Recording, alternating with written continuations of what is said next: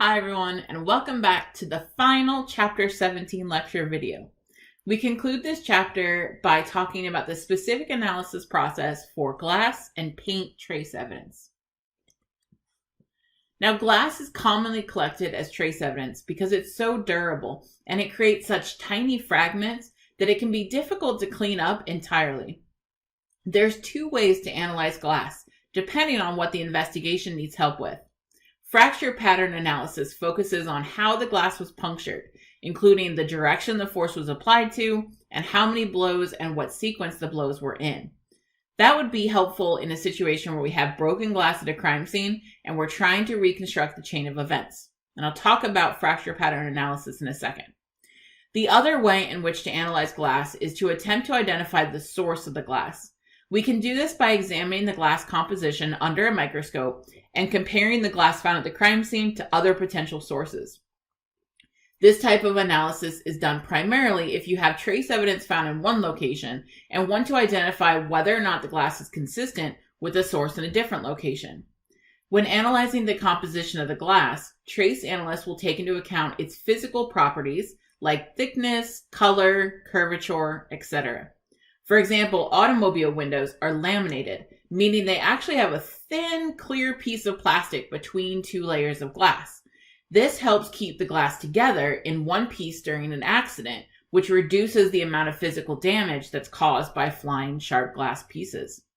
On the other hand, glass used for buildings may be reinforced in other ways for heating and air purposes or for safety reasons, like bulletproof glass. Each of these types of glass contains unique properties that can be identified using microscopes.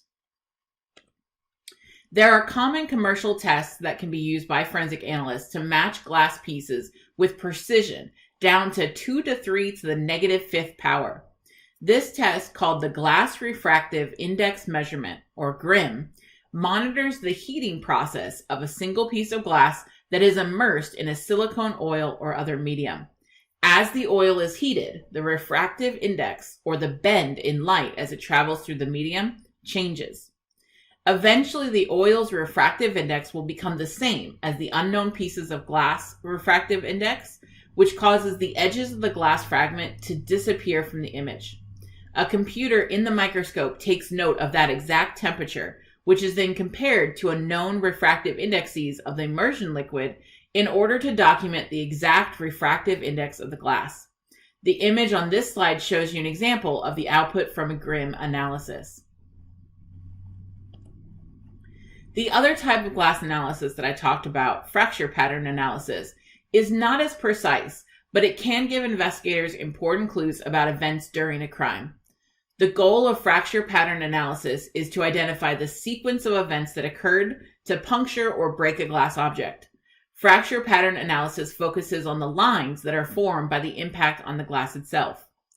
Breaking glass creates two types of fractures, radial and concentric. Think of them like a ship's wheel. The concentric cracks make a circle around the impact point, whereas the radial cracks extend from the center of the break to other areas. A radial and concentric crack will keep extending across the glass until it hits another break in the glass. So looking at the radial crack patterns can help us identify the sequence of blows to the glass. For example, take a look at this photograph here. You can see that the glass was punctured 3 times, and they're labeled A, B, and C. Using fracture pattern analysis, we can actually determine the sequence of blows. Notice that A is the only point in which the lines travel outward to the edge of the frame.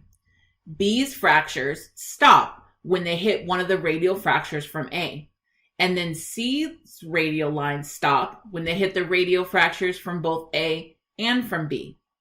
That allows us to determine that the puncture in A came first, followed by B, and then C.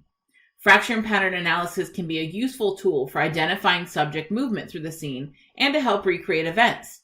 Given the pattern of A, B, and C, it's likely that the subject was moving from left to right while the impacts were happening. The last type of evidence that I want to cover is paint evidence. This is another common area of trace evidence. Paint evidence can be analyzed in several different ways. Analysts can compare the chemical composition of the paint sample to a known paint. This type of analysis would look at the chemical structure of the pigments, the binders, and any other chemicals that are contained within the paint in order to make a comparison evaluation.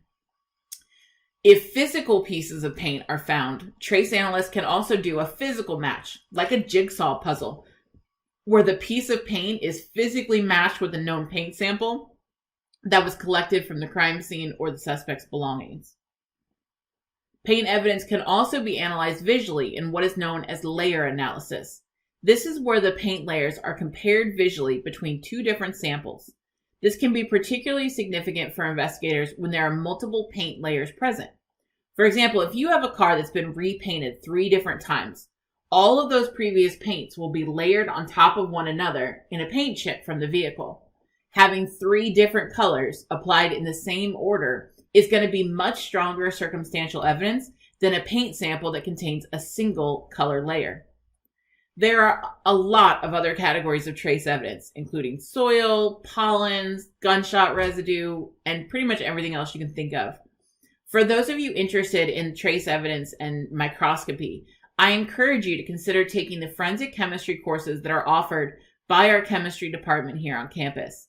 During these courses, you'll get the opportunity to do microscopic analysis of trace evidence and to learn more about the instruments involved in trace evidence. All right, well, that concludes the final video lecture for Chapter 17 and the final video lecture for the course. Thank you so much for watching, everyone.